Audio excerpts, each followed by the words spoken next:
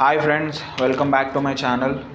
So మనం already ancient sources గురించి కానీ మోడర్న్ సోర్సెస్ గురించి కానీ ప్రీవియస్ వీడియోలో దాని ఎవల్యూషన్ ఎట్లా అయిందో డిస్కస్ చేసుకున్నాం. సో ఈరోజు ఏం చేద్దామంటే Hindu marriage act. So sources అర్థమైపోయినాయి మనకి. ఇప్పుడు మనం పెళ్ళి అనేది ఎట్లయితుందో చూడాలి. సో హిందూ మ్యారేజ్ యాక్ట్ 1955 గురించి డిస్కస్ చేద్దాం. మనకున్న సిలబస్లో హిందూ మ్యారేజ్ యాక్ట్ ఒక్కటే 1955, మిగతాన్ని 1956. And before I'm going in to the topic, you need to know what is mean by full blood, half blood and uterine blood. So full blood అంటే ఏంటి, half blood అంటే ఏంటి, uterine blood అంటే ఏంటి అనేది మీకు తెలియాలి. అప్పుడే మీకు హిందూ మ్యారేజ్ యాక్ట్ అనేది కొంచెం క్లియర్గా అర్థమవుతుంది. ఈవెన్ హిందూ సక్సెషన్ యాక్ట్ కానీ. ఫుల్ బ్లడ్ అంటే ఏంటి, ఒకటే తల్లి ఒకటే ఫాదర్, లైక్ సేమ్ ఫాదర్ మదర్కి పుట్టిన పిల్లల్ని మనము ఫుల్ బ్లడ్ అంటాం. హాఫ్ బ్లడ్ అంటే ఫాదర్ ఒక్కడే, మదర్స్ డిఫరెంట్. యూట్రైన్ బ్లడ్ అంటే మదర్ ఒక ఆమెనే కానీ ఫాదర్ అనేవాళ్ళు డిఫరెంట్ అయ్యారు, అంటే ఇద్దరు ఉన్నారు. సో ఇది దీని meaning, full blood, half blood and uterine blood. Next మనము అసలు essential elements of valid Hindu marriage section 5 గురించి చూద్దాం. సెక్షన్ 5 ఏం చెప్తుందంటే మనకి, ఒక హిందూ మ్యారేజ్ అవ్వాలంటే ఆబ్వియస్లీ హీ మస్ట్ బీ ఏ హిందూ కదా. సో పెళ్ళి చేసుకునే ముందు ఏ ఎలిమెంట్స్ ఉండాలి, మీ ఇద్దరికి మోనోగామస్ రిలేషన్షిప్ ఉండొద్దు. మోనోగామస్ రిలేషన్షిప్ అంటే either of the spouse living at the time of marriage. Obviously మీరు ఇంతకుముందు పెళ్ళి అయి ఉండకూడదు, ఆర్ అయితే డైవర్స్ ఇచ్చి ఉండాలి. కోర్టులో ఏ కేసు పెండింగ్ ఉండొద్దు, రైట్ టు అపీల్ ఉండొద్దు, ఏది ఉండొద్దు. అప్పుడు దాన్ని మోనోగమస్ రిలేషన్షిప్ అంటాం. అంటే you are free to married, bigamy commit చేయకుండా ఈ ప్రొవిజన్ అన్నమాట. ఓకేనా? ఎందుకంటే Hindu marriage act is restricting bigamy. First వైఫ్కి విడాకులు లేకుండా సెకండ్ వైఫ్ని పెళ్లి చేసుకుంటే that is ultimately leads to bigamy. So అది మోనోగమస్ రిలేషన్షిప్ అంటే. నెక్స్ట్ వచ్చేసి మనకి mental capacity or free consent అంటే ఏంటి, మ్యారేజ్ చేసుకునేటోళ్ళు కన్సెంట్ అనేది ఫ్రీగా ఉండాలి. అండు ఇన్ఫ్లుయెన్స్ చేసి, కోవర్షన్ చేసి, దమ్ చేసి మ్యారేజ్ చేస్తా అంటే నడవదు. నెక్స్ట్ ఏజ్, మినిమం ఏజ్ ఏంది మ్యారేజ్కి, మేల్ అయితే 21 years, ఫీమేల్ అయితే 18 years. ప్రొహిబిటెడ్ రిలేషన్షిప్ అంటే అంటే లా కొన్ని రిలేషన్షిప్స్ని ప్రొహిబిట్ చేస్తుంది, వీళ్ళు మ్యారేజ్ చేసుకోవద్దని చెప్పి.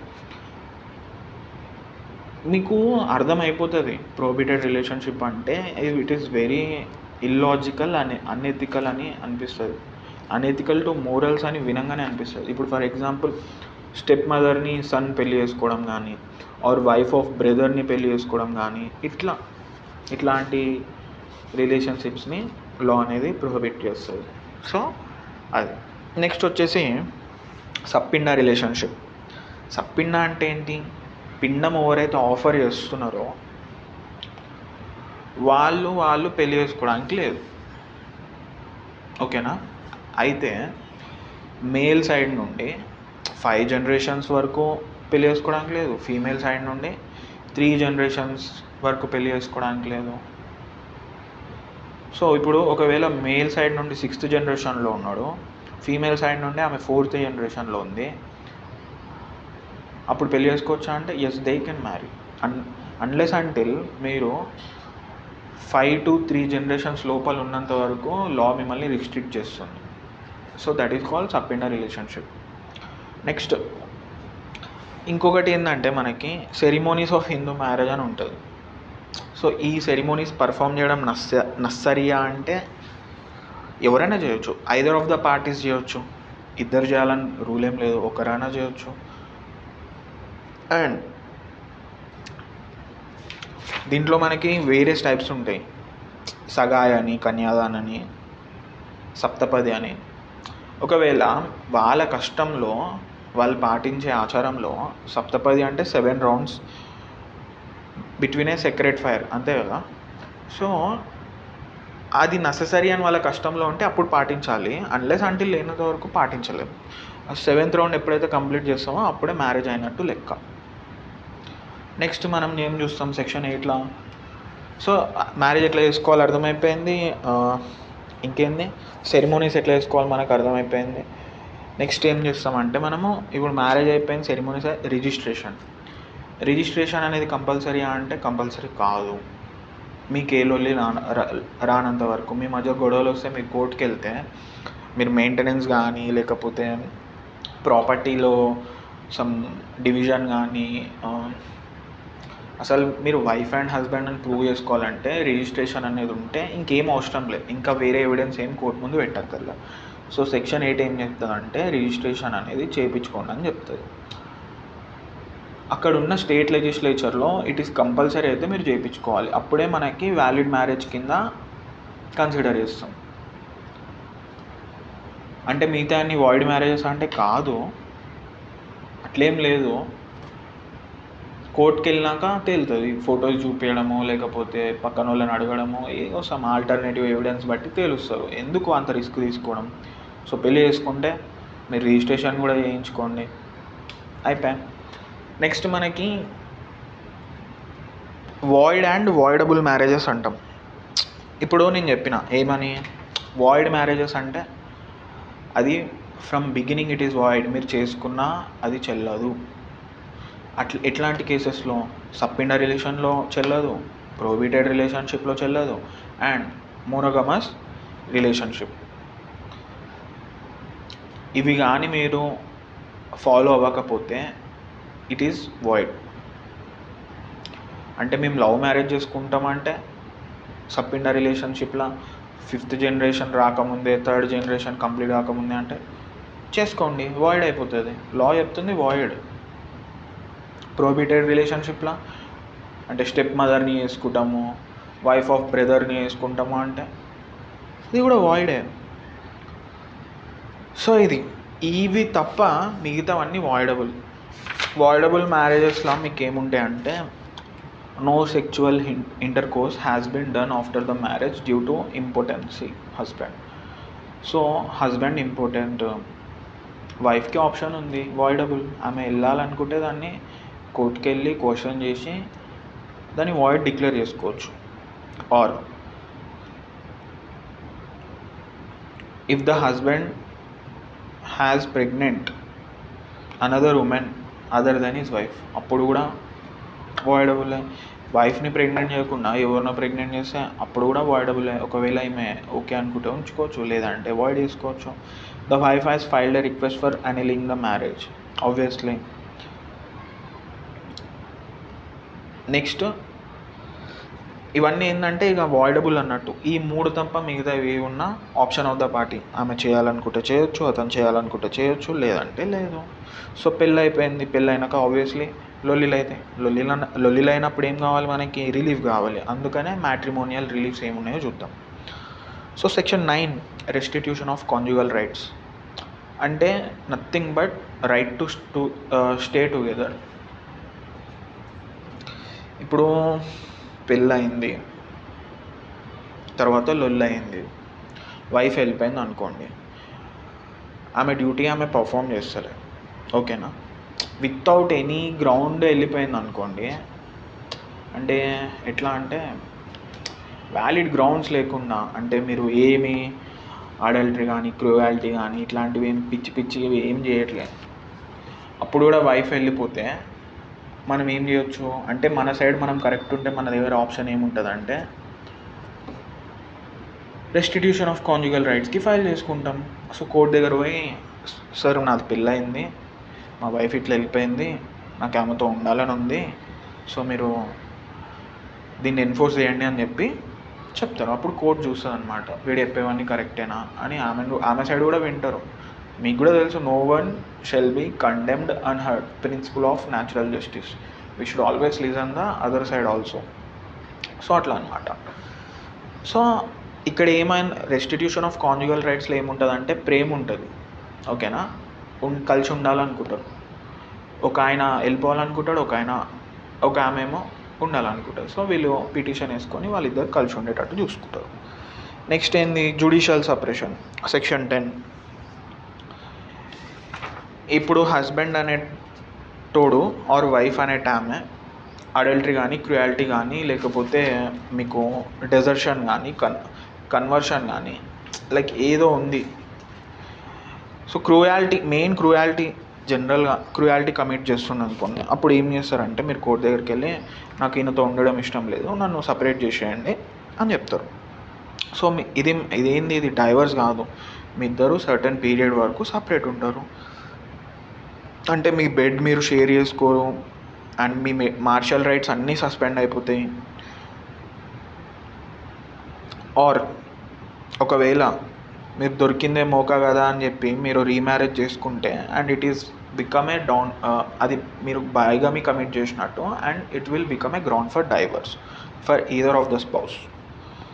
సో ఇది judicial separation and restitution of conjugal rights.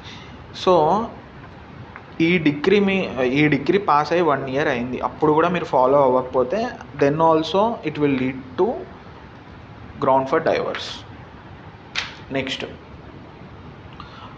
ఇప్పుడు అసలు గ్రౌండ్స్ ఏమేమి ఉన్నాయి, ఏ గ్రౌండ్స్లో మనం డైవర్స్ తీసుకోవాలనుకుంటున్నాం చూద్దాం. సెక్షన్ 13 చెప్తుంది అడల్టరీ అంటే సెక్చువల్ రిలేషన్షిప్ మీ మ్యారేజ్లో ఉన్న పర్సన్తో కాకుండా అదర్ పర్సన్తో కమిట్ చేయడం, that is nothing but adultery. Next అయింది క్రుయాలిటీ. అంటే క్రుయాలిటీ అనేది మెంటలీ ఆర్ ఫిజికల్లీ మిమ్మల్ని టార్చర్ చేయడం అనేది క్రుయాలిటీ. నెక్స్ట్ డెజర్షన్, కంటిన్యూస్గా ఒక స్పౌస్ని ఏ రీజన్ లేకుండా 2 years వరకు వెళ్ళిపోయిండు. Abandoning the spouse for at least 2 years, then it is also become a ground for divorce under desertion. Next ఏంది కన్వర్షన్, వేరే మతంలోకి మారిపోయిండు, అప్పుడు కూడా గ్రౌండ్ ఫర్ డైవర్స్ అవుతుంది. మెంటల్ డిసార్డర్, ఏదో పిచ్చి ఉంది, పెళ్ళికి ముందు కాదు పెళ్ళి తర్వాత అయింది అనుకుంటే పిచ్చి పట్టింది, అప్పుడు కూడా గ్రౌండ్. లెప్రసీ ఉంది, ఇది డిలీట్ చేసారు 2018 అమెండ్మెంట్లో. నెక్స్ట్ వచ్చి వెనీరియల్ డిసీజ్, అంటే అంటు వ్యాధి ఉంది, ఆయన వల్ల మీకు నష్టం జరుగుతుంది, మీ వల్ల ఆయనకు నష్టం జరుగుతుంది ఆ డిసీజ్ వల్ల. ఆర్ రినౌన్సియేషన్, అంటే మొత్తానికే ఇక స్పిరిచువల్గా వెళ్ళిపోయిండు, రినౌన్స్ అయిపోయింది, ఇక లోకంతో సంబంధం లేదన్నట్టు. అండ్ ఇంకా నాట్ హడ్ ఎలైవ్ 7 years వరకు అతను కంటిన్యూస్గా కనిపించకపోతే అప్పుడు కూడా మీరు చనిపోయిందని ట్రీట్ చేసి మీరు ఇంకో పెళ్ళి చేసుకోవచ్చు, నో ఇష్యూస్. నెక్స్ట్ మనకి 13Bలో ఏముంటుందంటే కాదు, మనం 13(2) చూద్దాం, సబ్ క్లాస్ 2. దాంట్లో వైఫ్ గ్రౌండ్స్ ఉంటాయి. ఒకవేళ హస్బెండ్ బైగమీ కమిట్ చేస్తే, బైగమీ అంటే ఇంకొక దాన్ని ఉంచుకుంటే, ఇవి ఓన్లీ వైఫ్ గ్రౌండ్స్. హస్బెండ్కి 9 grounds ఉన్నాయి, వైఫ్కి 9+ ఇంకో 4 grounds ఎక్కువ ఉన్నాయి. సో ఇంకో దాంతో రిలేషన్షిప్ మెయింటైన్ చేసి బైగమీ కమిట్ చేస్తుంటే then it will become and ground for divorce and he is guilty of rape, sodomy and bestiality. సి బైగమీలో కానీ రేప్, సోడోమీ, బెస్టియాలిటీలో కానీ గిల్టీ అవ్వడం అంటే కన్విక్ట్ అవ్వడం important. He must be guilty, అప్పుడే రిలీఫ్ అనేది మీకు వస్తుంది. గిల్టీ లేకుండా జస్ట్ అక్యూజ్డ్ ఉంటే వస్తుందా అంటే రాదు. మెయింటెనెన్స్ డిగ్రీ పాస్ అయ్యింది, మీరు దాన్ని ఫాలో అవుతలేరు, ఇవ్వట్లేడు మీ అగెన్స్ట్గా, అప్పుడు అది కూడా ground for divorce. Next female ఉంది, తను 15 years ఉన్నప్పుడు పెళ్ళయింది. Now she want to repudiate her marriage before 18 years, so she can repudiate, no issues, అప్పుడు కూడా గ్రౌండ్ ఫర్ డైవర్స్. సో ఇది వైఫ్ గ్రౌండ్స్. నెక్స్ట్ మనము 13B చూద్దాం. దాంట్లో ఏముంది, మ్యూచువల్ కన్సెంట్. ఇద్దరూ ఫిక్స్ అయ్యారు, నేను నీతో ఉండలేను, నేను నీతో ఇక వేయలేను, ఇద్దరం కలిసిపోయి డైవర్స్ తీసుకుందాం అని చెప్పి ఫిక్స్ అయ్యారు. అప్పుడు కోర్ట్ ఏం చేస్తుందంటే, మీరు అట్లీస్ట్ 1 year అన్నా కలిసి ఉన్నారా అనేది చెక్ చేస్తుంది.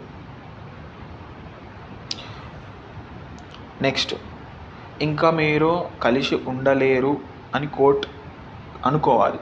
నెక్స్ట్, మీ ఇద్దరు మ్యూచువల్గా రావాలి. అప్పుడు obviously court mutual divorce grant చేస్తుంది.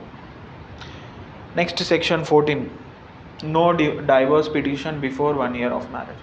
ఆబ్వియస్లీ మీరు అసలు మ్యారేజ్ అయ్యి 1 year కూడా కాలే, మీ ఇద్దరు కలిసి ఉంటారా, ఉండగలరా, ఉండలేరా, లొల్లిలు అయిపోయి ఆమెమో అత్తగారింటికి వెళ్ళిపోయింది, మీరేమో ఇక్కడ ఉంటారు, మీ ఇద్దరు 1 year కలిసి లేరు కంటిన్యూస్గా.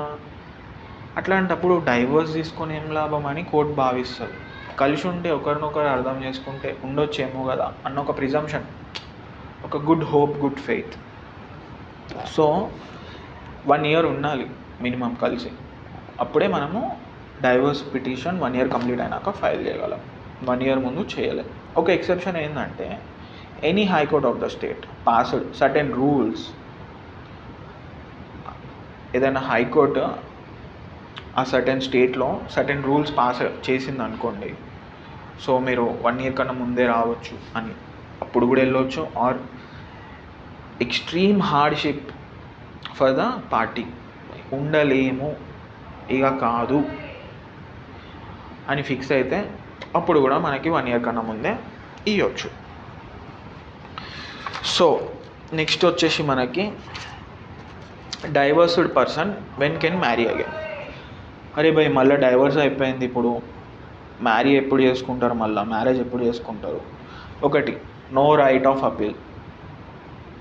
అపీల్ ఉండొద్దు ఏ కోర్టులో కూడా. ఒకవేళ అపీల్ ఉన్నా దాని టైం పీరియడ్ ఎక్స్పైర్డ్ అయిపోయి ఉండాలి. ఒకవేళ అపీల్ ఉన్నా అది డిస్మిస్ అయిపోయి ఉండాలి. అంటే ఏ లొల్లి లేనప్పుడు చేసుకోవచ్చు. ఇవన్నీ ఉండకూడదు.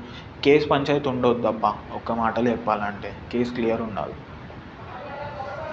Next, legitimacy of children of void and voidable marriages.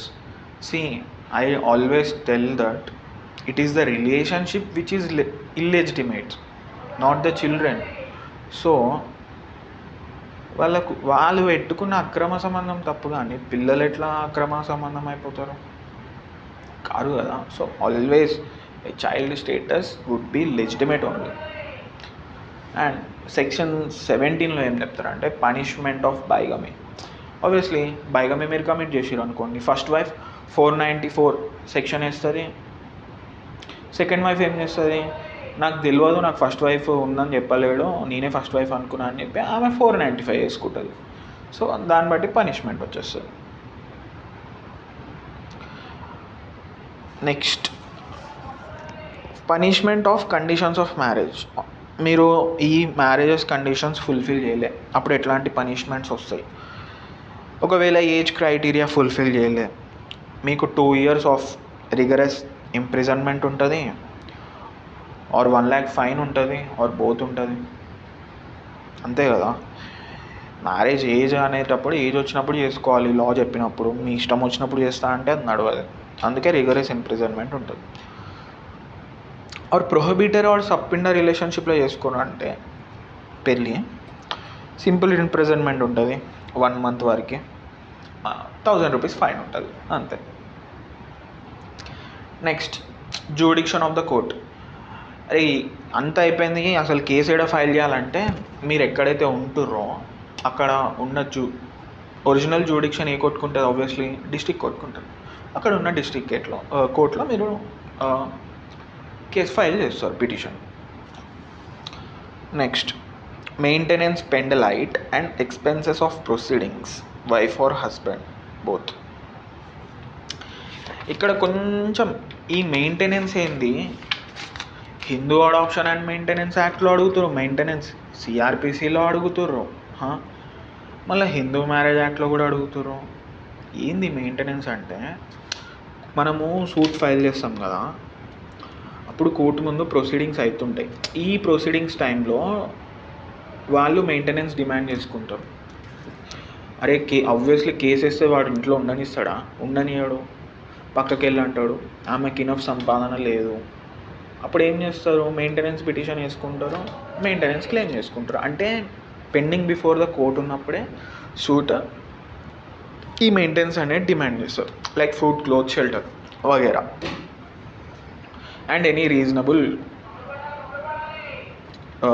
Reasonable grounds ఏవైనా ఉంటే అడగవచ్చు, ఇస్తుంది కోర్ట్. నెక్స్ట్ ఏంది? Section 25, permanent alimony and maintenance after conclusion of the decree at one time or monthly. అంటే పెండింగ్ బిఫోర్ కోర్ట్ అనేది ఏమైంది? Settle అయిపోయింది, degree కూడా పాస్ అయిపోయింది. అప్పుడు మనం పర్మనెంట్ అలిమినీ అంటే వన్ టైం సెటిల్మెంట్ అన్నా అడగవచ్చు, ఆర్ మంత్లీ మెయింటెనెన్స్ అయినా అడగవచ్చు, అంతే కదా. సో ఇది సెక్షన్ 27 ఏం చెప్తుందంటే డిస్పోజల్ ఆఫ్ ప్రాపర్టీ. ఒకవేళ భార్యాభర్తలు డివోర్స్ తీసుకురు, అంతా బాగానే ఉంది, కానీ వాళ్ళిద్దరికీ కలిసి ఒక ప్రాపర్టీ ఉంది, జాయింట్ ఓనర్స్ ఇద్దరు. సో కోర్ట్ అనేది ఎట్లా విడదీయాలి ప్రాపర్టీని అనేది కోర్ట్ డిసైడ్ చేస్తుంది. So it is a glance overview of Hindu marriage act. మీకు హిందూ మ్యారేజ్ యాక్ట్ అర్థమైంది అనుకుంటున్నాను. So thank you, see you in the next one, bye, take care.